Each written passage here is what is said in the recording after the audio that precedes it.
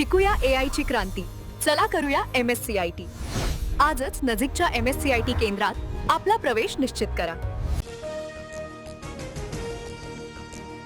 मराठी सक्तीच्या मुद्द्यावर आज मंत्रालयात बैठक. परिवहन मंत्री प्रताप सरनाईकांच्या दालनात दुपारी 12:30 वाजता बैठक. संजय निरुपम यांच्यासह रिक्षा टॅक्सी चालक संघटनांचे प्रतिनिधी उपस्थित राहणार.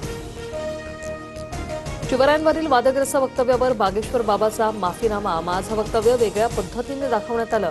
कुणाची मनं दुखावली असल्यास माफी मागतो. बागेश्वर बाबाकडून दिलगिरी व्यक्त. लग्न करून हिंदूंची संख्या वाढवण्यात योगदान देणार 4 मुलं करण्याच्या वक्तव्यावर बागेश्वर बाबाचं विधान. धीरेंद्र शास्त्री आणि भूषण गवई भेटीवरून राजकीय कलगीतुरा. गवईंनी आता बाबासाहेबांचं नाव घेऊ नये. श्याम मानव यांचा प्रहार. तर हे सांगणारे श्याम मानव कोण? ते केवळ प्रसिद्धीसाठीच बोलतात. मुख्यमंत्री फडणवीसांचा निशाणा. भाजपच्या बुवा बाबांकडून इतिहासाची मोडतोड. मुख्यमंत्री आणि सरसंघचालकांनी बुवाला का रोखलं नाही? संजय राऊतांचा सवाल. तर चुकीच्या विधानाचं समर्थन नाही, पण साधू संतांचा अपमान खपवून घेणार नाही, बन यांचा इशारा. उपमुख्यमंत्री एकनाथ शिंदेंकडून मुंबई पुणे मिसिंग लिंकची पाहणी. 1 मे रोजी मिसिंग लिंक सर्वांसाठी खुला होणार. तर टोलच्या रकमेत कोणतीही वाढ होणार नाही, शिंदेंची माहिती. अपात्र लाडक्या बहिणींना शासनाचा मोठा धक्का. निकषात न बसणाऱ्या 12,915 महिलांच्या खात्यावर टाच. अपात्र लाडक्या बहिणींकडून 11 कोटींची वसुली. महिला आणि बालकल्याण विभागाची माहिती. शेतकरी कर्जमाफीसाठी राज्य सरकारकडून हालचाली. 35 लाख शेतकऱ्यांचं 2 लाखांपर्यंतचं कर्ज माफ होणार. परदेशी समितीच्या अहवालानंतर राज्य सरकारचं पाऊल उचलण्याचे संकेत.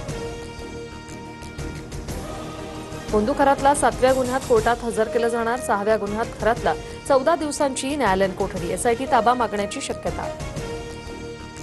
पीसीएस प्रकरणातील फरार निदा खानचा आरोपींशी संपर्क कायम. दानिशच्या मोबाईलमधून संशयास्पद फोटो एसआयटीच्या हाती. डिजिटल पुराव्यांच्या एसआयटीकडून तपास.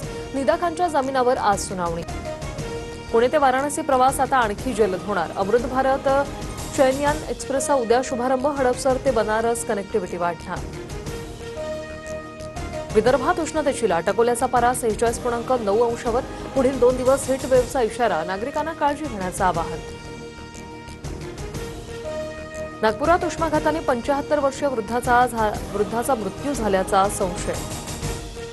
बस प्रवासादरम्यान लक्ष्मण पाटील यांचा मृत्यू. आरोग्य विभागाकडून खबरदारीचं आवाहन.